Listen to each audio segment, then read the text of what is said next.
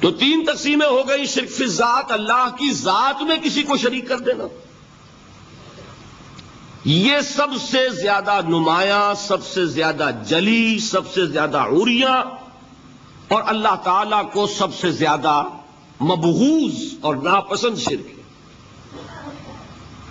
شرک فی الصفات نمبر 2، یہ ایک علمی مسئلہ ہے جس میں آدمی ٹھوکر کھا جاتا ہے اگر محتاط نہ ہو. بڑے سے بڑے آدمی کو ٹھوکر لگ جائے گی. اس کا میں فارمولہ صرف آپ کو دوں گا، وہ ذہن میں رکھ لیجئے، پھر جہاں چاہیں اپلائی کیجئے، انشاءاللہ تعالی آپ کو ٹھوکر نہیں لگے گی. شرک فی الحقوق، اسی کا دوسرا نام شرک فی العبادت ہے. اللہ کا حق کیا ہے بندے پر؟ بندہ اللہ کی عبادت کرے. لیکن اس کو 5 اس کے مظہر ہیں، وہ ان میں گن کر بتا دوں گا کہ یہ شرک فی العبادت ہے. شرک فی العبادت کی اکثر شکلیں وہ ہیں کہ جو عملی شرک علماء جسے کہتے ہیں، اور اس کی شکلیں وہ ہو جائیں گی جن کو شرک خفی کہتے ہیں. تو سب سے جلی شرک فی الذات، سب سے خفی شرک فی الحقوق یا شرک فی العبادت. درمیان میں ایک علمی اعتبار سے مسئلہ ہے شرک فی الصفات کا. اب آئیے سب سے پہلے شرک فی الذات. اس کی 2 قسمیں، اب اس کو تقسیم کیجئے 2 میں. ایک قسم جو زیادہ جلی ہے، زیادہ عریاں ہے، زیادہ ننگی ہے، یہ عجب ستم ظریفی ہے تاریخ کی کہ وہ ان قوموں میں پیدا ہوئی جو اپنا تعلق رسولوں سے جوڑتی ہیں. کیا کہ کسی کو خدا کا بیٹا بنا دینا، بیٹی بنا دینا. اب ظاہر بات ہے، بیٹا بیٹی بنا دینا بالکل ہم پلہ کر دیا کہ نہیں؟ نو وہی ہو گئی کہ نہیں؟ دیکھیے، غور کیجئے. گدھے کا بیٹا گدھا ہوگا، گھوڑے کا گھوڑا ہوگا، خدا کا خدا ہوگا. انسانوں میں آ جائیے، سید کا بیٹا سید ہوگا، مغل کا بیٹا مغل ہوگا. یہ بالکل ہم کفو بنا دینے والی بات ہے، بالکل ہم پلہ، ہم جنس، ہم نوع. یہ بدترین شرک ہے. اور آپ کو معلوم ہے یہ شرک کن میں پیدا ہوا؟ یہود کے ایک گروہ میں پیدا ہوا جنہوں نے حضرت عزیر کو خدا کا بیٹا قرار دیا. قالت الیہود عزیر ابن اللہ. سب سے زیادہ پیدا ہوا عیسائیوں میں جنہوں نے حضرت مسیح کو خدا کا بیٹا قرار دیا. اور واقعہ یہ ہے کہ اس گمراہی میں ان سے آگے کوئی نہیں جا سکتا. ان بدبختوں نے یہاں تک صراحت کی ہے کہ مسیح خدا کا صلبی بیٹا ہے. اس لیے کہ 2 لفظ آتے ہیں، ایک ہوتا ہے ابن، ایک ہے ولد. ان میں ذرا فرق ہے. ابن کا لفظ عربی زبان میں کسی اور سینس میں بھی استعمال ہوتا ہے. ابن السبیل کسے کہتے ہیں؟ مسافر کو. کہ کیا وہ مسافر اور کیا وہ رستے کا بیٹا ہوتا ہے، سبیل کا بیٹا؟ ابن الوقت کسے کہتے ہیں؟ اپارچونسٹ. ابن الوقت کوئی اصول نہیں. گنگا گئے تو گنگا رام اور جمنا آئے تو جمنا داس. یہ کیا ہے؟ ابن الوقت. لیکن ابن کے معنی جو ہے وہ بیٹے کے بھی ہے، تو تعویل ہو سکتی ہے. لیکن انہوں نے ولد کہا ہے. ولد کسے کہتے ہیں؟ صلبی بیٹے. یہ بدترین شرک ہے. یہی وجہ ہے کہ قرآن مجید میں آپ دیکھیں گے کہ جتنا غضب اللہ کا ان پر بھڑکا ہے اس عقیدے پر. وَيُنذِرَ الَّذِينَ قَالُوا اتَّخَذَ اللَّهُ وَلَدًا. یہ قرآن نازل ہوا ہے محمد پر صلی اللہ علیہ وسلم تاکہ وہ خبردار کریں انہیں جنہوں نے یہ کہا ہے کہ اللہ نے کسی کو بیٹا بنایا.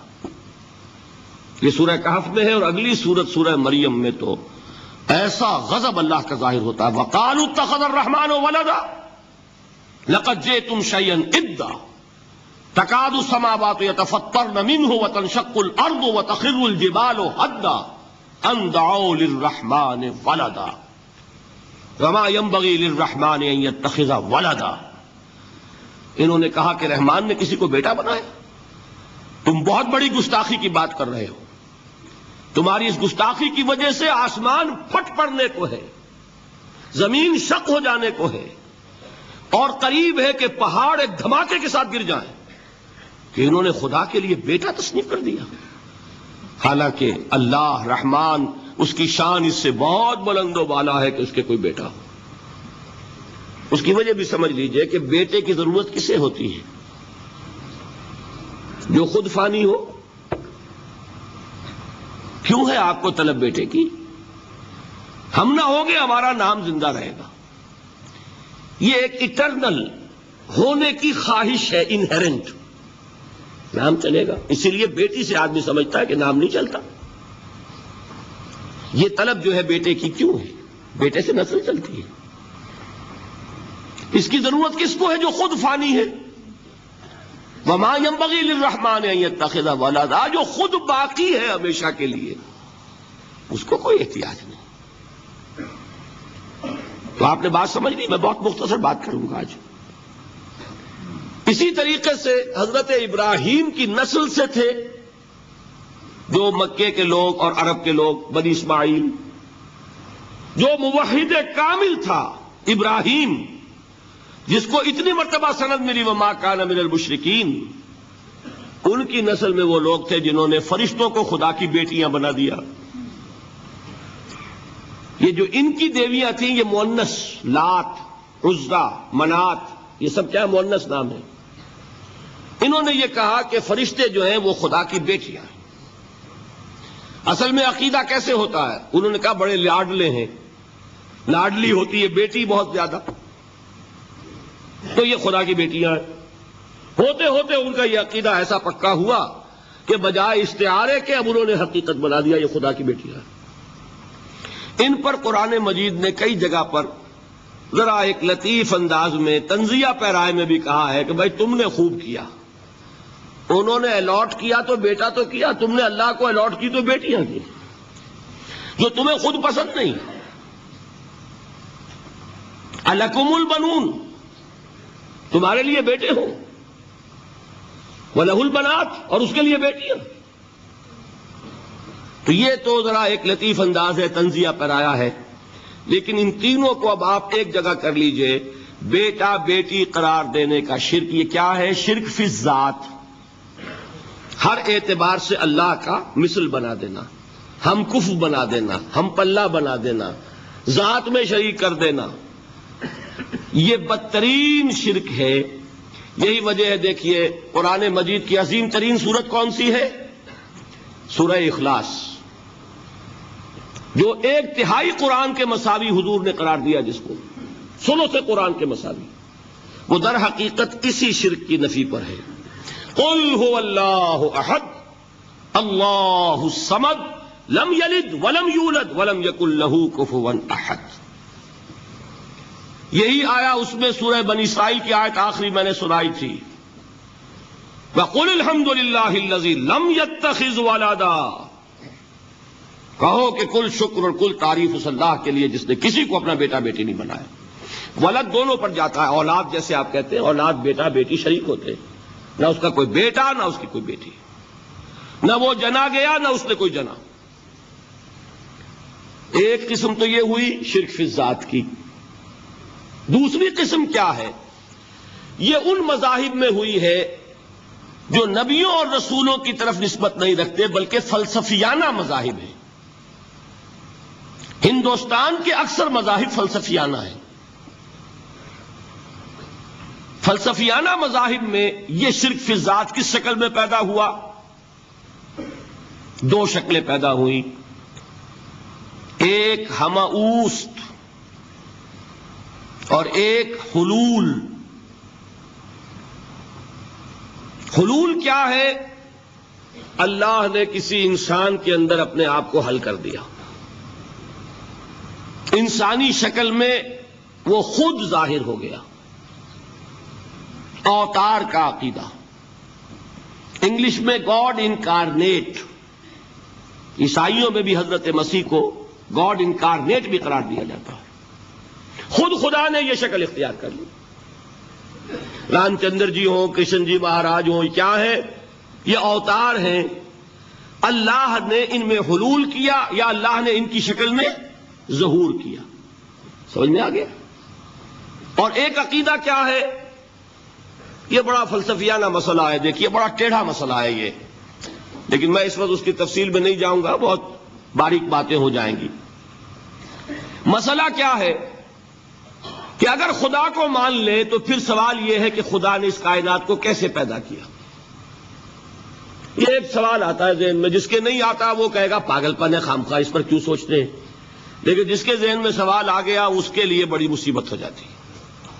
وہ تو سوچتا ہے، انسان کا اختیار نہیں ہوتا اپنے ذہن پر، وہ لاکھ روکے اسے مت سوچو، وہ اور سوچے گا۔ یہ مصیبت ہے فلسفیوں کی، کیسے پیدا کیا؟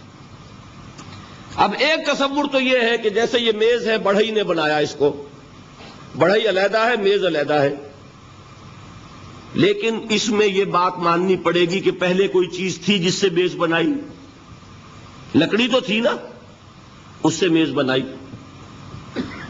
لہذا ہندوؤں میں ایک عقیدہ یہ ہے کہ خدا بھی قدیم، مادہ بھی قدیم، خدا نے اس مادے سے یہ شے بنا دی، مادے سے یہ بنا دی۔ وہی مٹی کی تغاری ہوتی ہے، کمہار اس سے کوئی رکابی بنا دیتا ہے، کوئی وہ ہنڈیا بنا دیتا ہے، کوئی گھڑا بنا دیتا ہے، مٹی تو ہے نا پہلے۔ تو مادہ بھی قدیم، خدا بھی قدیم، اور مادے سے خدا نے یہ شکلیں بنا دی۔ ٹھیک، یہ بھی سنویت ہو گئی، توحید تو ختم ہو گئی۔ تو جن لوگوں کا ذہن تھا توحیدی لیکن اس مسئلے میں الجھ گئے، انہوں نے ایک اور شکل تجویز کی کہ خدا خود ہی اس شکل میں تبدیل ہو گیا۔ کیسے؟ جیسے برف پگھلتی ہے تو پانی بن جاتا ہے۔ پانی کہاں سے آیا؟ برف سے۔ اب کوئی پوچھے برف کہاں ہے؟ بھائی یہی پانی ہے، یہی برف ہے یا نہیں؟ اسی پانی کو آگ کے اوپر آپ نے رکھ دیا، وہ بھاپ بن گئی۔ اب آپ کہیں برف کہاں ہے، پانی کہاں ہے؟ یہی بھاپ جو ہے یہی در حقیقت پانی ہے، یہی بھاپ جو ہے یہی برف ہے۔ یہ ہے وہ ہماؤس پینتھیزم جس کو انگریزی میں کہتے ہیں، کہ خود خدا نے روپ دھار لیا اس کائنات کا۔ یہ دو فلسفے ہیں۔ کیا ہے یہ؟ بدترین شرک ہے۔ پہلی اگر شکل ہے تو وہ انسان خدا قرار پا گیا، جس کو اوتار مانا وہ خدا ہو گیا کہ نہیں؟ اور دوسری شکل میں تو ہر چیز ہی خدا ہے، یہ بھی خدا، یہ بھی خدا، پتھر بھی خدا، درخت بھی خدا، ہر چیز خدا۔ اس لیے کہ وہ برف پگھلی ہے تو پانی بنا ہے، وہ پانی چاہے زیر زمین آ رہا ہے، وہ پانی چاہے زمین کے اوپر دریا کی شکل میں آ رہا ہے یا زمین میں سوتے چل رہے ہیں، پانی تو وہی برف ہے جو پہاڑوں پر ہمالیہ پر پڑا ہوا ہے، وہی پگھل رہا ہے، یہ کچھ بن رہا ہے۔ یہ ہے شرک فی الذات کی دوسری قسم جو دنیا میں رہی، پینتھیزم اور انکارنیشن، یا حلول اور ہماؤست۔ سمجھ میں آگے؟ اب میں ایک بات آپ سے عرض کروں گا، اللہ کا اس امت پر بہت بڑا فضل ہے جس کا آپ کو شکر ادا کرنا چاہیے۔ اس نوع کے شرک سے یہ امت 15ویں صدی شروع ہو جانے کے باوجود تاحال بحیثیت مجموعی محفوظ ہے۔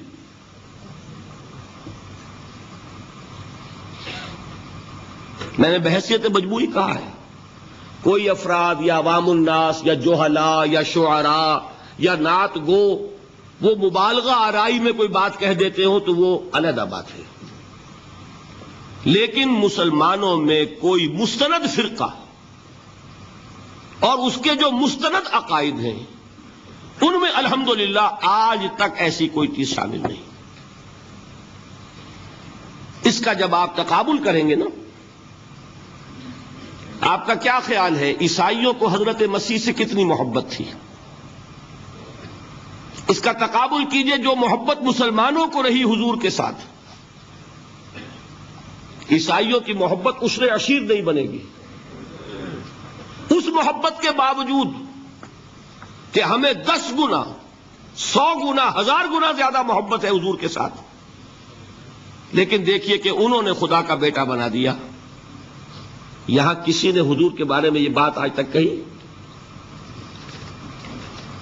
یہ بہت بڑا کنٹراسٹ ہے نا. یہ در حقیقت عقیدت اور محبت کا غلو ہوتا ہے. تو عقیدت اور محبت کی کمی تو یہاں بھی نہیں، الحمدللہ ان سے زائد ہے. لیکن الحمدللہ ثم الحمدللہ ثم الحمدللہ، خدا کا بیٹا تو کسی نے نہیں بنایا. اچھا میں ایک اور کنٹراسٹ آپ کو دکھاتا ہوں تاکہ آپ اللہ کا شکر کریں. حضرت علی کی کیا نسبت ہے حضور کے ساتھ؟ نبی اور امتی.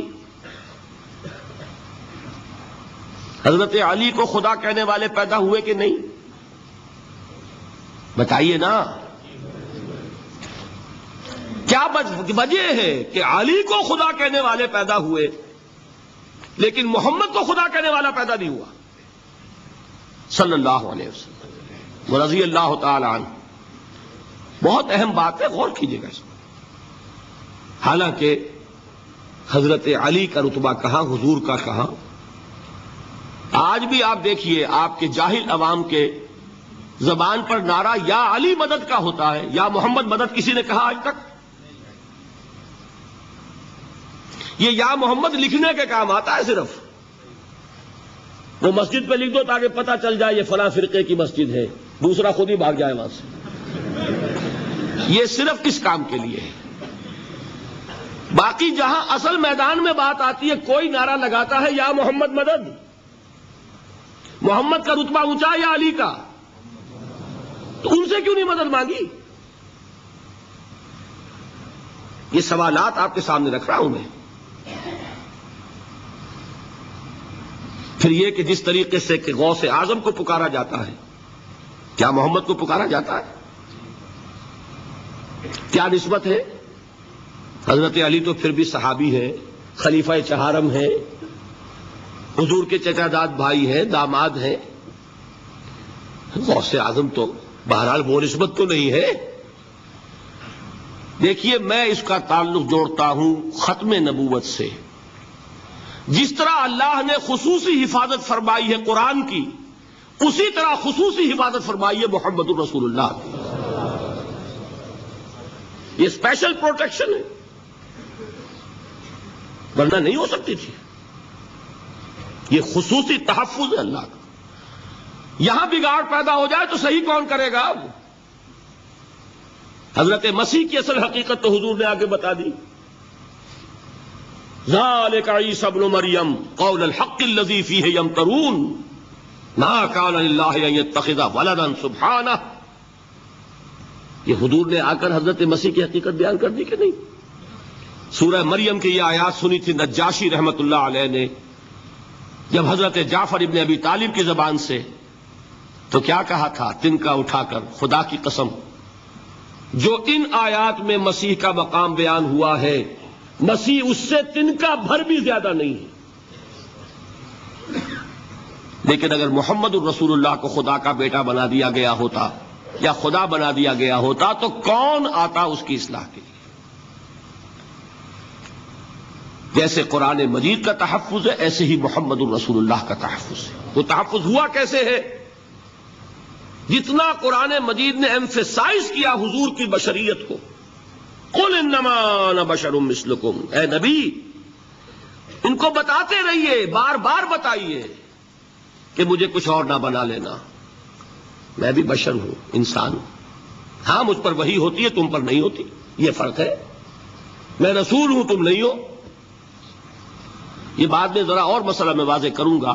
ابھی صرف یہ نوٹ کیجئے کہ یہ تحفظ جو ہے، جیسے قرآن کو تحفظ دیا لیکن اس کے لیے ذرائع بھی ہے نا. یہ حفظ قرآن کا سلسلہ جو ہے یہ اس کا ذریعہ بنا. یہ رمضان میں تراویح جو ہے اس کا ذریعہ بنی.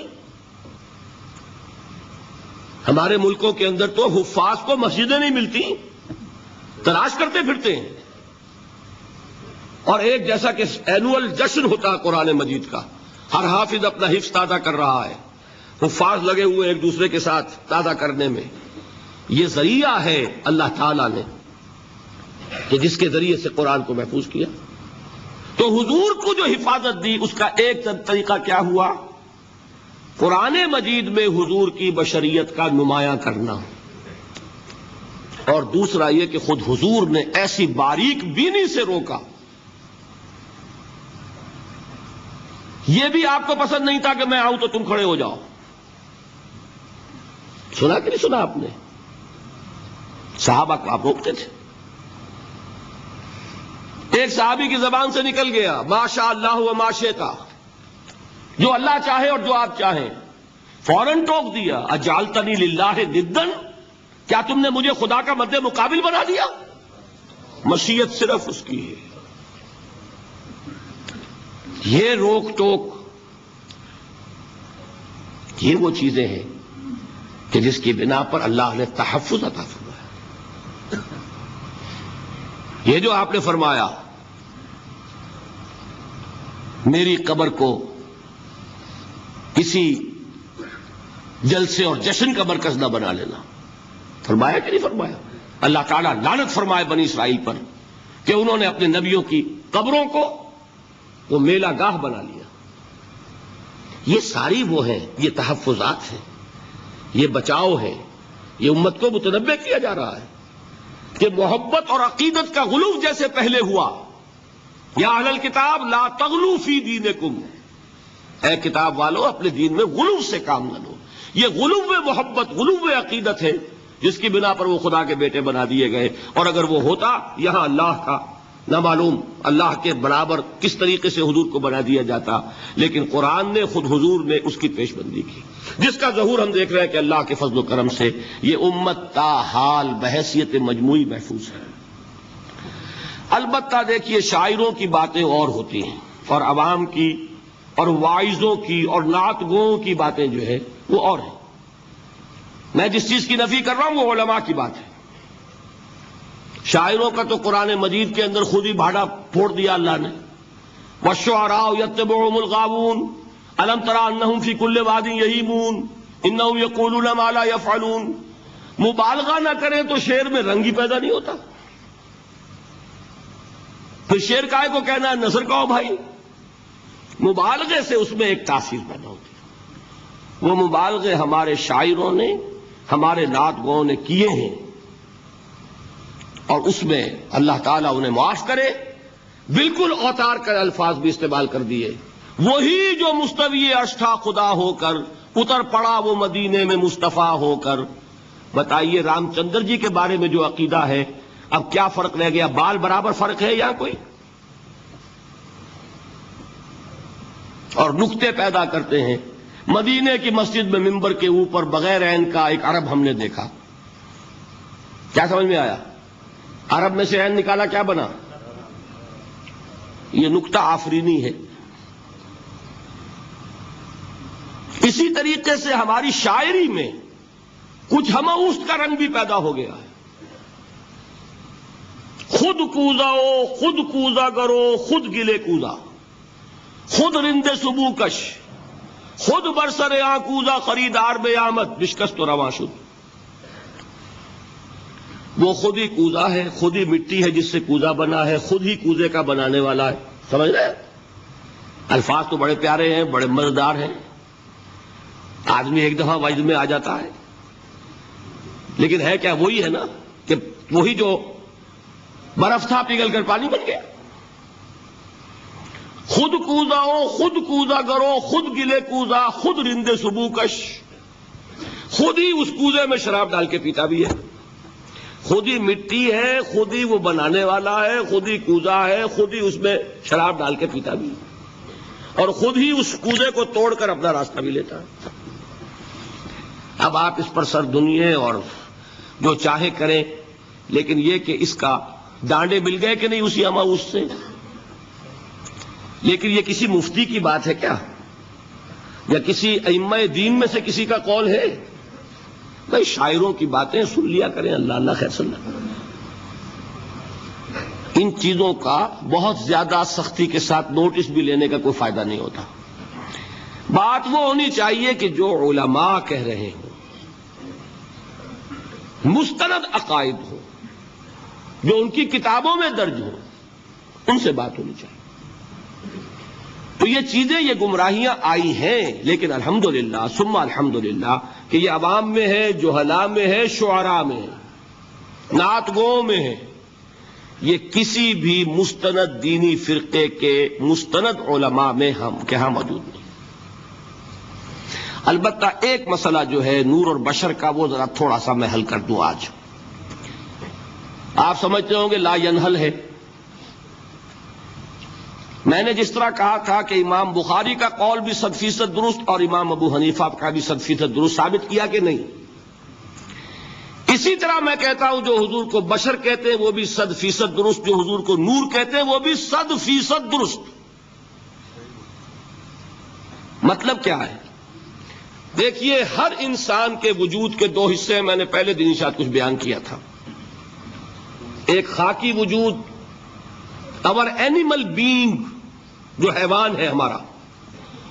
ایک وہ روح ربانی جو اس میں پھونکی گئی. آدم میں جب وہ روح پھونکی گئی تب وہ مسجود ملائک بنے.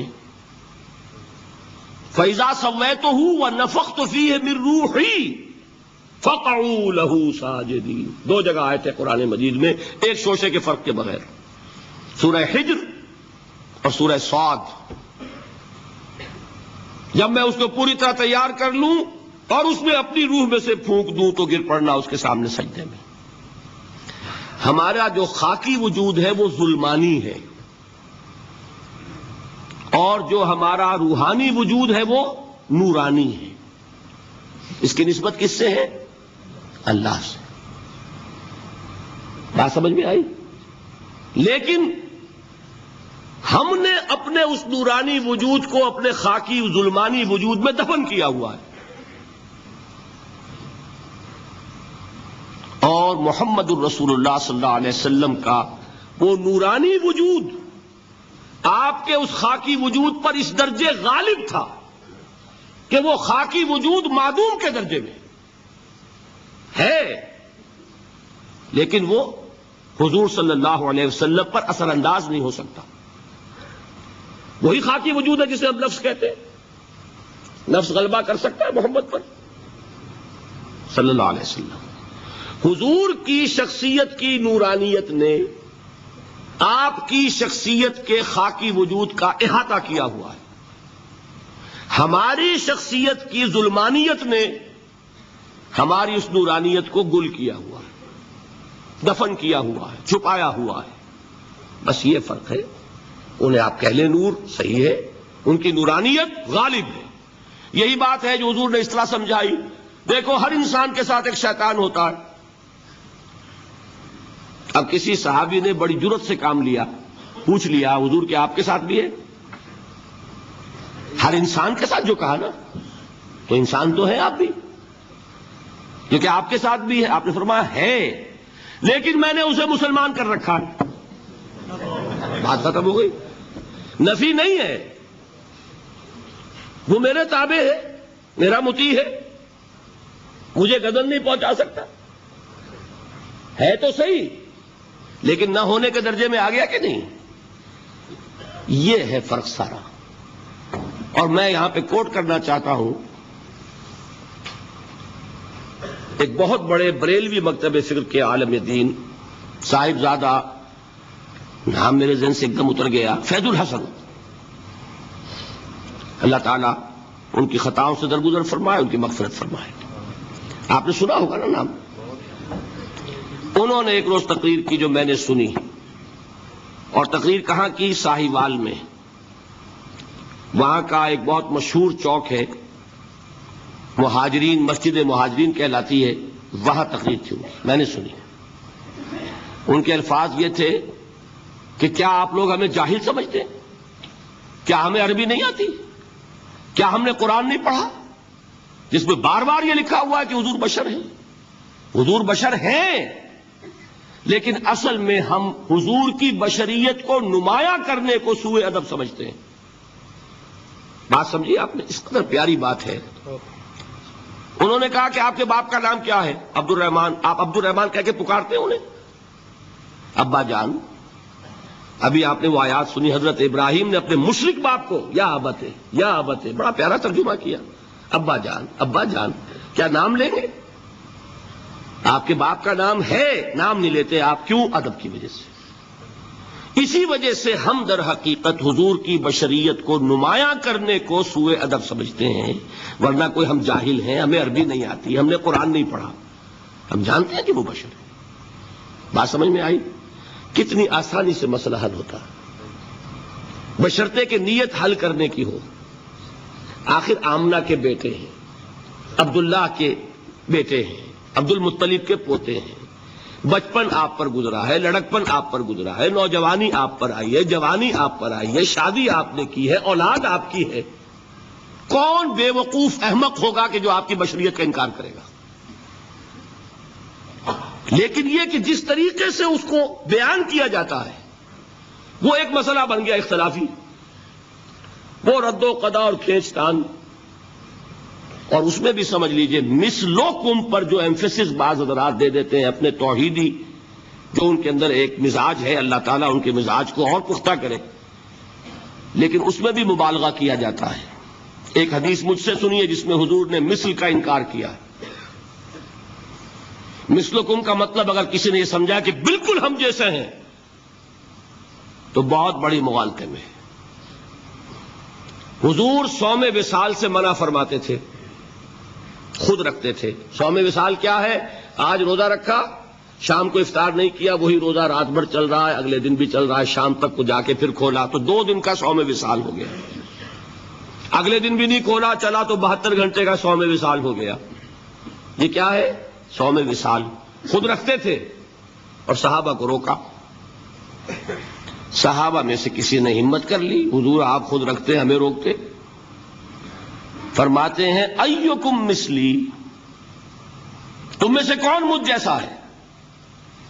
ابھی تو عند ربی، میں تو اپنے رب کے پاس رات گزارتا ہوں، ہوا یطعمنی ویسقین، وہ مجھے کھلاتا ہے پلاتا ہے۔ بتائیے کون ہے جو اس کا دعویٰ کرے گا؟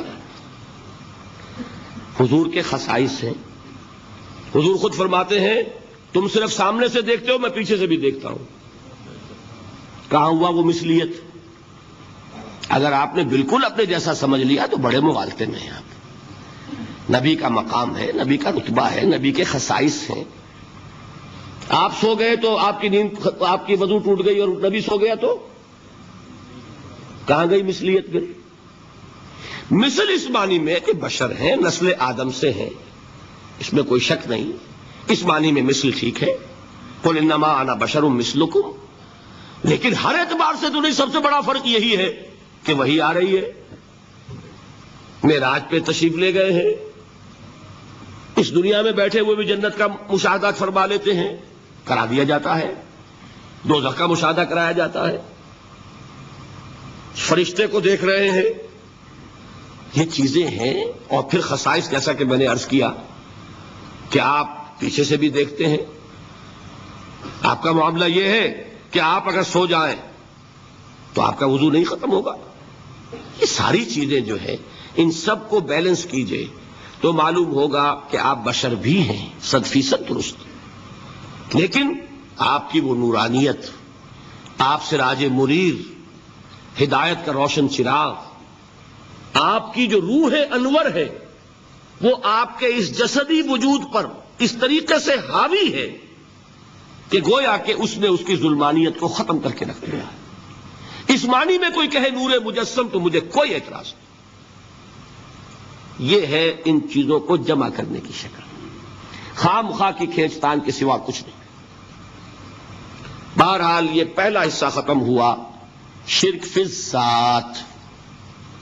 اب آئیے شرک فی الصفات۔ میں نے عرض کیا تھا کہ یہ ایک بڑا علمی مسئلہ ہے اور اس میں ٹھوکر لگ جاتی ہے۔ وجہ کیا ہے اس کو سمجھ لیں۔ بنیادی بات، ہماری زبان جو ہے وہ بہت محدود ہے۔ ہماری ہی زبان ہے جسے اللہ نے ذریعہ بنایا اپنی ہدایت کا، ورنہ ہمارے پلے نہ پڑتی بات، ظاہر ہے نا۔ لیکن ہماری زبان کی محدودیت ہے۔ اس محدودیت کا ایک مظہر یہ ہے کہ ہم جو الفاظ اللہ کے لیے بطور صفت استعمال کرتے ہیں وہی الفاظ مخلوقات کے لیے بھی کر لیتے ہیں. اللہ موجود، ہم بھی موجود. اللہ زندہ، ہم بھی زندہ. اللہ علیم، تو انسان علیم بھی علیم نہیں، علامہ بھی ہے کہ نہیں؟ یہ تو بڑا مبالغے کا لفظ ہے. انسان علامہ ہے کہ نہیں؟ اللہ دیکھتا ہے، بصیر ہے، ہم بھی بصیر ہیں. اللہ سنتا ہے، سمیع ہے، ہم بھی سنتے ہیں. اللہ کو قدرت حاصل ہے، کچھ ہمیں بھی حاصل ہے. ایک مکہ مارا تھا حضرت موسیٰ نے، جان نکال دی تھی کہ نہیں؟ ہے نا کچھ نہ کچھ. اللہ چاہتا ہے، ہم بھی چاہتے ہیں. اسی دیکھیے چاہت میں وہ ہو گیا تھا جس پر روک دیا حضور نے. ما شاء اللہ وما شئت اجعلتنی للہ ندا، کیا تم نے مجھے اللہ کا مد مقابل بنا دیا؟ دھوکہ ان الفاظ کے اشتراک کی وجہ سے لگ جاتا ہے. بات سمجھ میں آئی؟ اب اس میں فارمولہ میں نے عرض کیا تھا کہ ایک نوٹ کر لیں تو مسئلے سارے حل ہو جائیں. جب ہم کوئی لفظ بطور صفت اللہ کے لیے بولتے ہیں اور اسی لفظ کو مخلوق میں سے کسی کے لیے بولتے ہیں، مخلوق میں سب آ گئے، جمادات، حیوانات، انسان، اولیاء اللہ، فرشتے، انبیاء، رسول، سب مخلوق تو ہیں نا. تو کل مخلوقات کو جب ہم ایک لفظ بطور صفت استعمال کریں گے اللہ کے لیے اور اسی لفظ کو استعمال کریں گے بندوں کے لیے، تو ان میں 3 فرق ہیں جو ذہن میں رہنے چاہیے. گن کر یاد کیجئے. اللہ کی ذات قدیم ہے، ہمیشہ سے ہے. اسی طرح اس کی صفت بھی قدیم ہے، ہمیشہ سے ہے. مخلوقات حادث ہیں، ان کی صفات بھی حادث ہیں. حادث قدیم کے مقابلے میں کہ پہلے نہیں تھی پھر ہو گئی. ایک فرق. اللہ کی ذات از خود ہے، کسی اور نے تو اس کو وجود نہیں بخشا نا. اللہ کا وجود از خود ہے، ذاتی ہے. اسی طرح اس کی صفات ذاتی ہیں، کسی اور کی عطا کردہ نہیں ہے. مخلوق کوئی ہو کسے باشد، ان کا وجود ذاتی نہیں، عطائی ہے. اللہ نے دیا تو وجود ملا. اسی طرح ان کی صفات عطائی ہیں، ذاتی نہیں. 2 فرق ہو گئے. اللہ کی ذات مطلق ہے، لا محدود.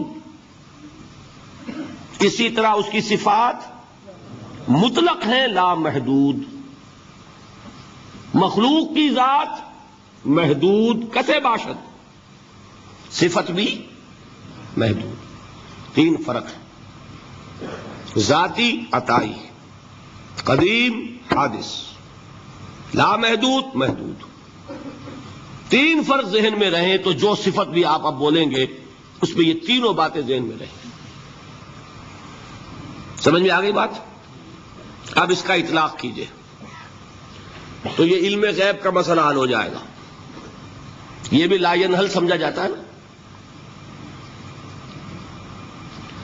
علم کسی کا بھی ہو، انسان، فرشتہ، اولیاء، انبیاء، رسول، حضور صلی اللہ علیہ وسلم، کسی کا بھی حادث ہے، قدیم نہیں ہے. عطائی ہے، ذاتی نہیں ہے. محدود ہے، لا محدود نہیں ہے. 3 باتیں مان لیں، شرک نہیں ہوگا. ان میں سے ایک کو ساقط کر دیں، شرک ہو جائے. آئی بات سمجھ؟ اللہ کی قدرت ذاتی ہے، عطا کردہ نہیں. مخلوق میں جس کو قدرت حاصل ہے وہ عطائی ہے، ذاتی نہیں. اللہ کی قدرت لا محدود، یفعل ما یشاء فعال لما یرید علی کل شیء قدیر. ہم مخلوق کوئی بھی ہو، اس کی قدرت محدود. اللہ کی قدرت جب سے وہ ہے ہمیشہ سے ہے، ہمیشہ سے قدرت بھی ہے. اور مخلوق میں سے قدرت یہ حادث ہے. تینوں چیزیں سامنے رہیں شرک نہیں ہوگا. ایک چیز کی بھی کمی ہو گئی شرک ہو جائے. یہ ساری صفات پر لے آئیے. اللہ کی حیات ذاتی ہماری عطائی، لائی حیات آئے قضا لے چلی چلے، اپنے بس میں نہ آنا تھا نہ جانا ہے. زندگی اس کی عطا کردہ ہے، جب چاہے لے لے. اللہ کی حیات بھی ایسی ہے کیا؟ ذاتی الحی. ہماری حیات محدود، ویسے بھی محدود، موت آئے گی شاید ختم ہو جائے. چلیے موت ختم نہیں کرتی، ہم سمجھتے ہیں کہ وہ ہماری ابدی ہے. محدود اس معنی میں تو ہے کھانے کو نہ ملے تو کمزوری، ذرا کام کیا تو تکان، نیند بھی آ رہی ہے اونگ بھی آ رہی ہے. اور اس کی حیات الحی القیوم لا تاخذہ سنۃ ولا نوم. حیات ذاتی ہے، لا محدود ہے اور قدیم ہے. یہاں حیات عطائی ہے اور حادث ہے اور محدود ہے. ساری صفات اس کو ذہن میں رکھ لیجئے.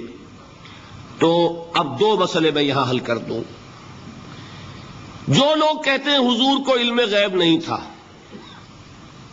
اور جو کہتے ہیں تھا، بدقسمتی سے دونوں نے ڈیفینیشن علیحدہ کر لی. جو ڈیفینیشن نفی کرنے والوں نے کی ہے اس کی وجہ سے، اس کے اعتبار سے واقعتاً نہیں تھا. انہوں نے ڈیفینیشن یہ کی ہے، تعریف یہ کی ہے، وہ علم جو از خود حاصل ہو جائے. اللہ کا عطا کردہ علم جو ہے وہ کہتے وہ غیب نہیں ہے. تو وہ بھی مانتے ہیں کہ ہر علم جو حضور کو حاصل ہے وہ اللہ کا عطا کردہ. میں سائی والی میں یہ سارے مرحلے میں نے طے کیے نا اپنے زمانہ طالب علمی میں. مولانا منظور احمد شاہ صاحب ہیں سائی وال میں ایک، میں ان کے پاس حاضر ہوا. میں نے کہا جی یہ مسئلہ کیا ہے علم غیب کا، مجھے ذرا سمجھائیں. انہوں نے ایک کتاب اپنی نکالی کہ دیکھیے صاحب، ہم حضور کے علم کے بارے میں یہ باتیں مانتے ہیں. حضور کا علم حادث ہے، قدیم نہیں ہے. حضور کا علم محدود ہے، لا محدود نہیں ہے. حضور کا علم عطا کردہ ہے، ذاتی نہیں ہے. میں نے کہا یہ تین باتیں اگر آپ مان لیں تو میرا تو جھگڑا کوئی نہیں آپ سے. ہوتا کیا ہے جب آئیں گے وعظ میں، خطابت میں، تو عالم ما کان وما یکون، اب الفاظ وہ استعمال کر جائیں گے. ایک واعظ ہے، عام مقرر ہے، واہ واہ ہوتی ہی نہیں، نعرے لگتے ہی نہیں، محفل میں گرمی آتی نہیں جب تک کہ ایسے مبالغے نہ کریں. لیکن وہ چیز لکھی ہوئی ان کے ہاں ہے کہ حضور کا علم حادث ہے، قدیم نہیں ہے. حضور کا علم محدود ہے، لا محدود نہیں ہے. حضور کا علم عطائی ہے، ذاتی نہیں ہے. ان تینوں چیزوں کے بعد کوئی بڑے سے بڑا وہابی اور بڑے سے بڑا اہل حدیث بھی انکار نہیں کرتا. باقی یہ بات جان لیجئے کہ غیب اور حضور یا شہادہ یہ در حقیقت عام انسانوں کے اعتبار سے الفاظ استعمال ہوئے ہیں. جب قرآن میں کہا جاتا ہے عالم الغیب والشہادہ، اللہ غیب اور جو ظاہر ہے یا موجود ہے سب کا جاننے والا ہے، تو مجھے بتائیے اللہ کے لیے کوئی غیب ہے؟ اللہ کے لیے کوئی شے غیب ہے؟ تو کیوں کہا جا رہا ہے عالم الغیب والشہادہ؟ وہ ہمارے اعتبار سے کہا جا رہا ہے. جو تمہارے لیے غیب ہے اللہ اس کو بھی جانتا ہے، اور جو تمہارے سامنے اللہ اسے بھی جانتا ہے. اللہ کے لیے تو کل شہادہ ہے. کسی شے کا لا یعزب عنہ مثقال ذرۃ فی السماوات والارض، آسمانوں اور زمین کا ایک ذرہ بھی اس سے غائب نہیں ہوتا. غیب کا وجود کیا اللہ کے لیے؟ تو یہ الفاظ مستعمل ہے ریلیٹو ہمارے اعتبار سے، اور ہمارے اعتبار سے جو شے غیب ہے اس میں سے ایک حصہ اللہ دیتا ہے نبی کو، تبھی تو نبی بنا. فرشتے کو دیکھا، فرشتہ ہمارے لیے غیب ہے. جنت دکھائی کہ نہیں دکھائی، ہمارے لیے غیب ہے کہ نہیں ہے. دوزخ کا مشاہدہ کرایا کہ نہیں کرایا، ہمارے لیے وہ غیب ہے کہ نہیں ہے. جو چیزیں ہمارے لیے غیب ہیں انہی کے پردے اللہ کچھ اٹھاتا ہے، کل غیب نہیں. کل غیب کا علم ہو جائے گا تو وہ شرک تھا. کل کا لفظ جہاں آیا شرک ہوا. جب آپ کہہ رہے ہیں محدود ہے لامحدود نہیں ہے تو کل کا لفظ استعمال نہیں کر سکتے. لیکن غیب میں سے کچھ علم دیا گیا تبھی تو نبی بنا، ورنہ میرے اور نبی میں فرق کیا ہوا پھر؟ البتہ یہ کہ وہ غیب کا علم ہو یا حاضر کا علم ہو، سائنٹیفک نالج ہو یا وحی کا علم ہو، کوئی بھی علم ہو، آیت الکرسی کے الفاظ نوٹ کیجئے، یعلم ما فی السماوات و ما فی الارض، وہ جانتا ہے، ولا یحیطون بشیء من علمہ الا بما شاء، مخلوق میں سے کوئی بھی اس کے علم میں سے احاطہ نہیں کر سکتا مگر جتنا وہ چاہے. اب یہ بات علیحدہ ہے کہ ہم کون ہے طے کرنے والے کہ ناپے بیٹھ کر کے اللہ نے ابراہیم کو کتنا علم دیا ہم ناپ سکتے ہیں؟ عیسیٰ کو کتنا دیا ہم جان سکتے ہیں؟ تو ابراہیم کا، موسیٰ کا، عیسیٰ کا نہیں ناپ سکتے تو محمد رسول اللہ کا کہاں ناپیں گے؟ یہ پاگل پن ہے، یہ ہے جو غلطی ہوتی ہے. ہم کون ہے طے کرنے والے؟ اللہ نے اپنے نبی کو دیا جو دیا، بات ختم. کل نہیں کہیں گے، کل کہا شرک ہو جائے گا، ذاتی کہا شرک ہو جائے گا. عطائی ہے، جو دیا اللہ نے دیا، اور کل نہیں دیا، جتنا چاہا دیا.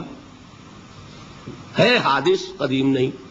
تینوں چیزوں مان لیجئے تو شرک کا کوئی شائبہ نہیں ہوگا. باقی جہاں ایک طرف قرآن میں وہ آیات ہیں کہ اللہ کے غیب کو کوئی نہیں جانتا، ٹھیک، وہاں یہ بھی ہے کہ لا یظہر غیبہ، لا یظہر علی غیبہ الا من ارتضی بالرسول، وہ اپنے غیب پر قابو نہیں دیتا مگر اپنے رسول میں سے جس کو چاہے. یہ دونوں آیتیں قرآن کی ہے کہ نہیں؟ اسی لیے در حقیقت جو غیب کی نفی کرتے ہیں حضور سے، وہ کہتے ہیں کہ از خود معلوم ہونے والی شے غیب ہے.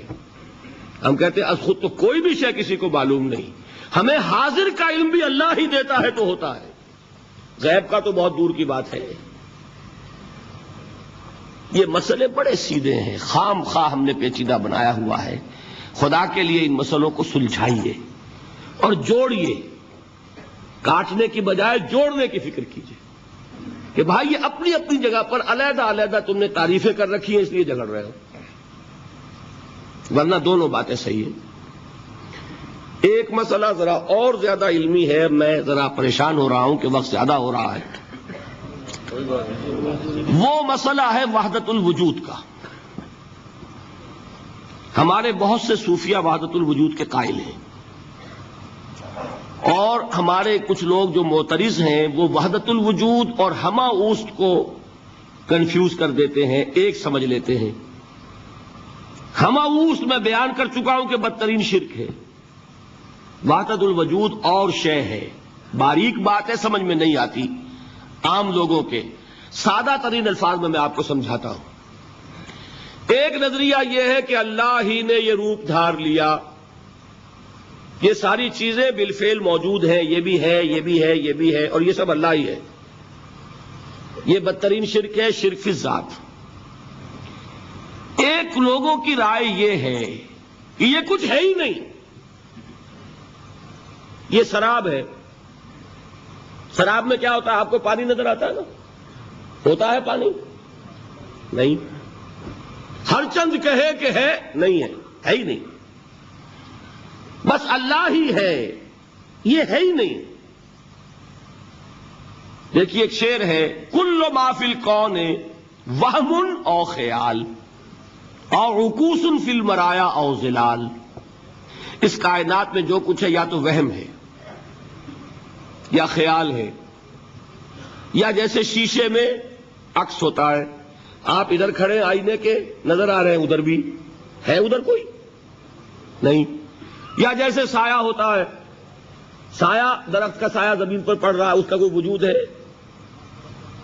تو ایک رائے یہ، آپ اس سے اختلاف کریں، اسے پاگل پن کہہ دیں، کیا بیوقوفی کی بات کر رہے ہیں؟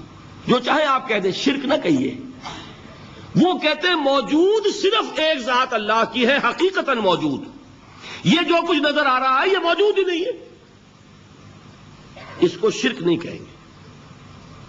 اس سے اختلاف کریں، کوئی ضروری نہیں ہے کہ آپ مانیں ان کی بات. میں یہ نہیں کہہ رہا کہ آپ ضرور مانیں. شیخ احمد سرہندی رحمۃ اللہ علیہ نے اسے سمجھایا ہے اس کائنات کی حقیقت کیا ہے ایک مثال سے. ان کے نظریے